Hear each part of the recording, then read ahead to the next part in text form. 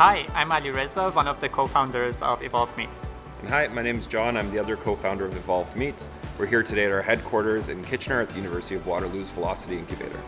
At Evolved Meats, we are making cultivated meat from different species, and we are different from everybody else in the fact that we are making a product that is exactly identical to the meat that you are getting from the animals, down to the molecular level.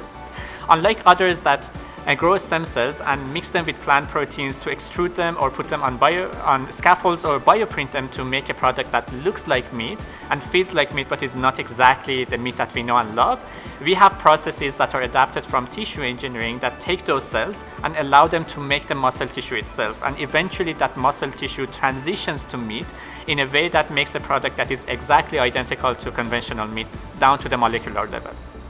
Ali and I met at the end of 2020. I was the director here at Velocity, and Ali had applied for funding, seed funding, to actually start his company. By fluke that same month, Nature and MIT Tech Review all had articles on cultivated meat and how it couldn't work, so it gave me a great set of questions to ask him when we met. I was incredibly blown away by what he was doing and the answers he gave. So we not only decided to invest, but we connected him to other investors, and in that process I ended up joining the company. I was lucky he took me. It became clear to me that not only was this something that we should be doing, but this is something that we should be dedicating ourselves to because of the massive impact we can actually make, not just for Canada and for food security and for food scarcity issues, but globally for climate. So we are tissue engineers, and tissue engineering has been limited to the lab for the past few decades. We have made little progress when it comes to recreating tissues for implanting them inside the human body.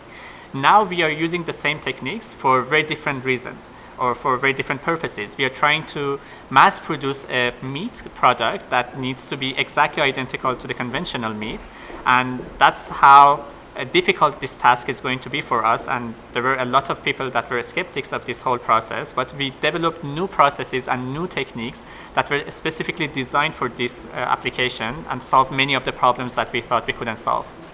What you are looking at here is the automation piece that we have for making cultivated meat at scale in an automated way, which becomes really important when we want to mass produce cultivated meat and replace a meaningful amount of meat that is currently being consumed using cultivated meat.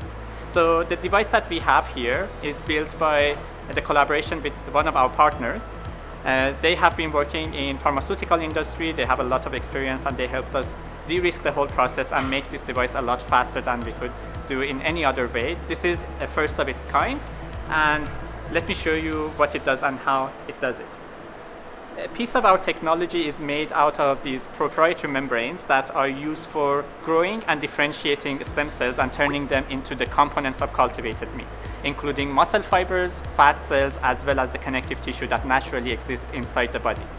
What happens is that inside an incubator, which is what recreates the environment of the animal body, we grow the cells and turn them into something like a sheet, exactly like a sheet of paper on these membranes. And this piece of robot is going to turn these sheets into fibers that then can be stacked and turned into a structured meat, something that is exactly identical to what you get from the animal.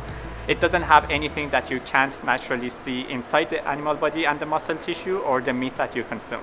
So once the robot is done with what it's doing, all of the cells and the proteins that they have secreted on these membranes turn into strands of either muscle or fat, and we can stack them to create the fibrous meat.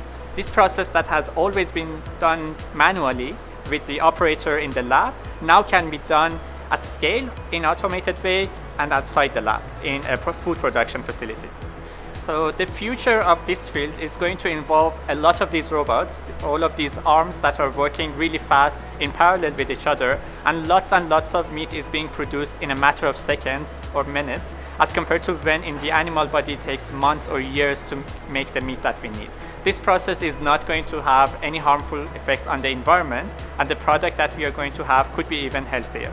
We need to make sure that the food that we are delivering to people is going to be safe. And we have to run lots and lots of experiments to make sure that when it comes to the nutritional values, it's exactly identical to meat. And we believe the process that we have created is exactly identical to what happens inside the animal body, and therefore the product is going to be the same as well. But obviously there are many experiments that need to be done before we can actually have these products safe and delivered to the consumers. So the first major challenge is, can we grow enough cells to actually make this viable and actually use those cells as the final product? Second, when you think of the pharmaceutical world, they always created very little amounts of product at a very high cost, and we're trying to flip that equation. We're trying to create a lot of product at very little cost, and that obviously requires not just innovation on the scientific side, but also on the engineering side. And that's something that we've been making steady progress, not just us, but everyone across the industry. Third, I think there's going to be a consumer adoption issue, because this is such a different idea, and something you put in your body has to be so intimate. So one of the things we really appreciate here, and one of the things we point to, is 10 years ago, you wouldn't have gotten in a stranger's car or slept in a stranger's house, and here we are 10 years later calling Ubers and booking Airbnbs. So we think as long as we can properly educate consumers and actually take the right steps from our end to be transparent, we can really drive that market adoption to help make that huge change in the food system. For us, our primary customer is going to be other cultivated meat companies. So when you look at cultivated meat, there's two big problems. One is growing enough cells, and the second part is differentiating those cells and actually forming them into the meat we're all familiar with and we love. So everyone else in the industry is kind of working on that first step. So we work with groups that are already growing enough cells. We then take their cells with our proprietary process and actually differentiate the cells into a final product and assemble it into something that'd be familiar and loved by them. So in terms of our next steps, we're actually signing a joint development agreement with one of the biggest cultivated meat companies in the world right now. We're going to be working together to recreate a piece of pork belly that's going to be identical to conventional pork belly over the next couple of years. In addition to that, we're working with a couple of different US partners to be able to scale out our ability to make our muscle fibers. And we expect that to be done also over the next couple of years. Within 5 years, we think we're going to be the only group in the world that's able to fully recreate meat that is identical to conventional meat. If we had one wish on what could help us accelerate and kind of compete on a global stage, what we really need is the government of Canada to step behind biomanufacturing and properly support companies that are driving innovation in this field, so that we're not always forced to look outside of the country to keep developing and growing our operations. Thank you very much for joining us today and learning a little bit more about what we do. Obviously, we're incredibly thankful for CFIN for this opportunity and to see other companies that are being supported throughout the Canadian ecosystem.